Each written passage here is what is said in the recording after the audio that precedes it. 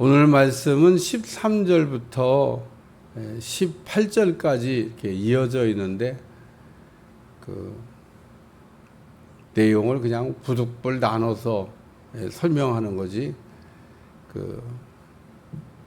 뭐 나눠야 될 이유는 없는데 내용이 좀 나눠서 설명해도 될 만큼 많아서 나눠서 어제도 이어서 설교 제목은 지혜로운 사람 5번째 야고보서를 쓴 야고보는 그 시험에 대해서 믿음에 대해서 말에 대해서 지혜에 대해서 그 성도들을 가르치기 위해서 이 서신을 썼다. 그래서 이 마지막 부분에는 계속 지혜로운 사람은 그러면서 지혜로운 사람은 말을 실수를 안 하는 사람이 지혜로운 사람입니다. 성숙한 사람이라고도 얘기합니다. 온전한 사람이라고도 얘기합니다.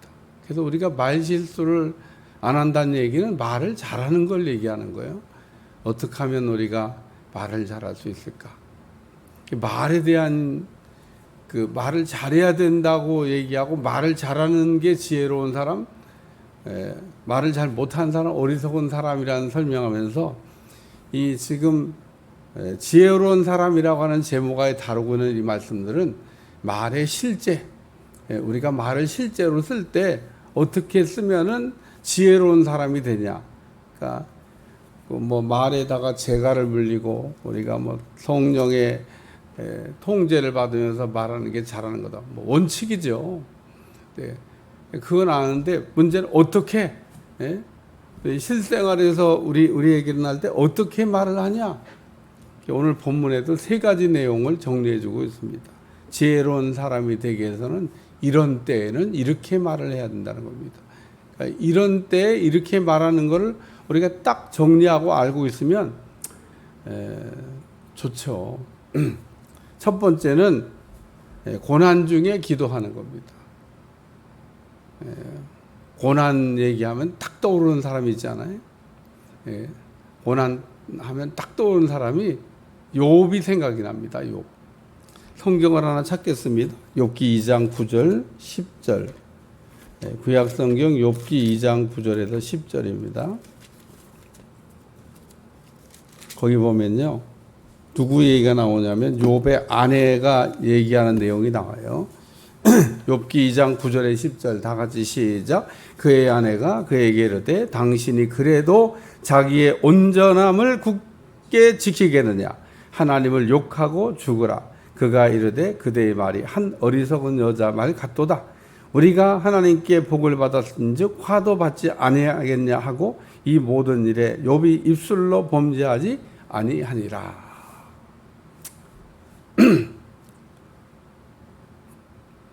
욥이 그 고난 중에 있을 때 욥을 비난한 욥의 아내가 말한 겁니다. 뭐 그래도 자기가 뭐 온전한 줄 아냐. 그러고 얘기했습니다. 말에 실수가 없으면 온전하다면요. 그러니까 이 당신이 그래도 자기의 온전함을 굳게 지키겠느냐, 온전하다고 하는 것을 자랑하겠냐 그런 얘기입니다. 자, 이렇게 고난 중에 있는데 하나님을 욕하고 죽으세요. 그리고 욥의 아내가 욥에게 한 말입니다.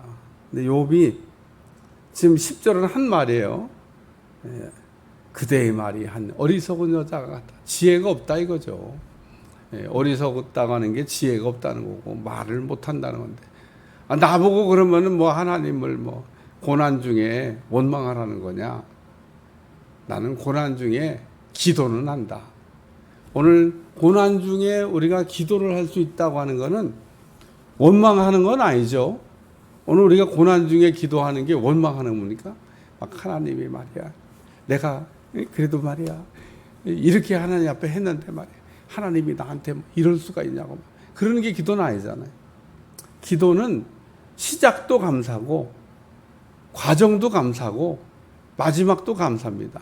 그러니까 기도는 시작부터 끝에까지 계속 감사로 시작해서 감사로 끝나는 게 그게 기도다. 그 고린도서 14장에 보면 그 바울이 방언에 대한 얘기를 하면서 방언으로만 기도하면 어떻게 감사를 하겠냐. 감사한데. 그러니까 이 감사하는 내용을 들으면서 그래서 감사하는구나. 그걸 알고 알아야 되는데 왜? 기도가 감사니까. 근데 방언으로만 기도하면 그 지금 감사하고 있는 내용을 모르니까 어떻게 아멘을 하겠냐. 그런 말씀이 나와요. 오늘 뭐 고린도서 14장을 안 찾더라도 집에 가서 찾아봐요.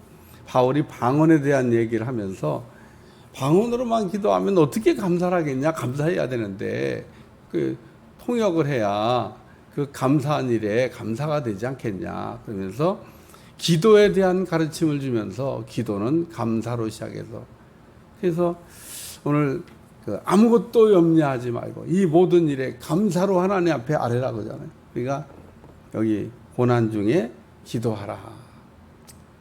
지혜로운 말이라고 하는 게 감사하는 말. 특별히 고난 중에 어려울 때도 원망불평하지 아니요. 이스라엘 백성들 보세요. 막 조금만 어려우면 막 거품 물고 원망불평합니다. 막 우리가 뭐 애굽에 매장지가 없어 여기까지 끌고 와서 뭐 죽게 하려고 그러냐 그러고 막 이스라엘 백성들을 보면서 그게 우리의 모습일 수 있다는 생각을 늘 하셔야 됩니다. 성경을 읽으면서 이스라엘 백성들은 그래서도 뭐 나는 아니지. 아니면 좋죠. 그러면 뭐 믿음이 훌륭한 거니까. 아니어야 되고, 아니어야 되고, 아니면 좋죠. 근데 우리가 시시때때로 그런다는 겁니다. 이스라엘 백성들이 넘어졌던 그 실수를 우리도 똑같이 해요. 홍해바다 앞에서 거품 물고 막 애굽에 매장지가 없어. 또 무슨 양식이 떨어지니까 우리를 그냥 다 굶겨 죽이려고 여기까지 끌고 나왔냐고. 먹을 것도 없는데 어떡할 거냐고. 또 목이 마르면 또 막 목마르다고 또 막 우리가 다 그냥 목말라 죽게 생겼다고 막 그러고 먹을 게 없으면 먹을 게 없다고 그러고 물이 없으면 물 없다고 그러고 길이 막히면 막혔다고 그러고 고난 중에 우리가 어려울 때도 여러분의 입은 이렇게 탁 열을 때 감사하는 감사를 찾아보세요. 감사한 게 너무 많아요. 고난 중에도 감사를 찾으면 다 감사죠. 뭐 다 감사. 감사하는 게 어디 있어요? 욥이 고난 중에 뭐가 감사할까? 여러분 욥이 고난 중에 뭐가 감사할까? 욥이 뭐 입술로 죄는 안 졌지만 그럼 욥이 그럼 감사해야 되는데 뭐가? 다 죽었는데 자기는 안 죽었잖아요. 자기는 살았으니까. 욥은 살아있잖아요. 살아있는 거에 감사해야지. 뭐 다 잃어버리고 뭐 다 그랬지만 욥이 자기가 죽은 건 아니잖아요. 그러니까 욥이 죽지 않고 살아있다고 하는 게 제 생각에는요. 그게 감사한 것 같아요. 안 죽었잖아요. 욥은. 또 그 고난 중에도 자기는 믿음을 지키고 있잖아요. 다른 사람들 다 이 정도 되면 믿음 다 버리는데 안 믿겠다고 그러는데 믿음을 지키고 있잖아요. 그것도 감사한 일이죠. 뭐 다 그런 거 아닌데 고난 중에 믿음을 탁 지키고 있으니까 고난 중에 원망하지 않잖아요. 감사하는 말이 나오잖아요. 감사한 거죠 진짜. 다 사람들은 고난 중에 막 원망불평한데 안 하잖아요. 욥은 입술을 다 지키고 할 수 있는 믿음과 감사하는 말과 또 살아있는 것과 뭐 거기다가 또 믿음도 있잖아요. 믿음. 하나님이 반드시 나를 축복하시리라. 욥이 이게 감사를 찾아보면요. 헤아릴 수 없이 많이 감사를 찾을 수 있습니다. 두 번째는 즐거울 때 찬송하는 게 지혜다. 그렇게 얘기하고 있습니다. 즐거울 때는 즐거워하는 자가 있냐? 그는 찬송. 이 사람이 즐거울 때 찬송을 안 해요. 즐거울 때 찬송을 해야 되는데 뭐 우리가 찬송 고난 중에만 부르는 게 아니잖아요. 고난 중에 부르는 게 찬송이 아니에요. 즐거울 때 부르는 게 찬송이에요. 즐겁다고 하는 얘기가 뭐예요? 여러분 즐겁다고 하는 얘기를 이렇게 생각하면서 이게 언제 즐거울까? 잘 됐을 때 고난의 반대입니다. 잘 됐을 때 즐겁죠. 안 됐을 때 즐거운 게 아니라 막 아들이 막 직장에 취직했다든지, 사업이 막 잘 됐다든지, 올림픽 나가 금메달을 땄다든지, 무슨 서울대학교 들어갔다든지, 또 병들었다 건강해졌다든지, 수가성 여인이 생수를 마셨다든지, 즐거운 걸 얘기하는 겁니다. 즐거운 거. 아기를 낳을 수 없는 집에 아기를 낳다든지, 손주를 봤다든지, 다 즐거운 일이잖아요. 그때 해야 될 일이 뭐냐는 겁니다. 그때 우리가 해야 될 일이 찬송이라는 거예요. 이 모든 영광을 하나님께 돌려야 된다는 거예요. 즐거움을 내게 주신 거는 감사하지만 이 모든 즐거움을 우리에게 주신 그 하나님께 영광을 돌려야 된다는 거예요. 그래야 영광이 내게 주신 기쁨이 계속 기쁨이 되는 겁니다. 하나님 기쁨을 좀 줬더니 이거 봐라, 찬송도 안 하네. 지가 잘해갖고 지가 잘나갖고 그러면 됐다는 거야? 하나님 보면 괘씸한 겁니다. 괘씸한 거. 네? 오늘 우리가 살아도 죽어도 먹어도 안 먹어도 다 하나님께 영광을 돌린다고 우리가 그냥 그런 내용을 암기하고는 있는데 실제 딱 상황이 되면 안 될 때는 그렇다고 잘 될 때는 그러면 어떻게? 잘 될 때는 하나님께 찬송을 불러서 영광을 돌리시길 주여 축원합니다. 이 모든 것이 다 하나님의 은혜요. 하나님께 영광을 돌립니다. 하나님 기뻐하셔요. 우리가 어떻게 살아야 되냐는 겁니다. 지혜로운 사람은 우리가 내게 이렇게 즐거움을 주시는 거예요. 우리 하나님께 영광을 돌리면서. 세 번째는 병든 자가 있느냐. 그러면서 병든 자는 장로를 청하고 기름을 바르고 그를 위하여 기도하라. 그러면서 그 15절에 믿음의 기도는 이렇게 얘기하고 있습니다. 병든 자를 구원하리니. 우리가 말을 하는데 지혜로운 말이 뭐냐? 그게 믿음의 말이라는 거예요. 믿음의 말. 믿음이 없는 말도 있습니다. 불신자들이 주로 쓰는 말이죠. 불신자들은 믿음이 없는 말을 합니다. 그러니까 여러분 믿음 없는 말을 어떻게 하나 하고 궁금하거든. 혹 믿음 없는 불신자들하고 함께 모였을 때 그들이 말하는 걸 잘 이렇게 들어봐요.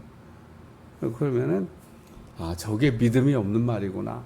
우리는 하도 믿는 사람들끼리 그냥 어울려 살다 보니까 그렇게 하는 말들을 이렇게 안 들을 수도 있고 익숙하지 않아가지고 잘 모르는데 믿음 없는 사람들이 믿음 없이 말하는 말들이 있습니다. 성경에는 12명의 정탐꾼 중에 10명의 정탐꾼이 믿음 없는 말을 했습니다.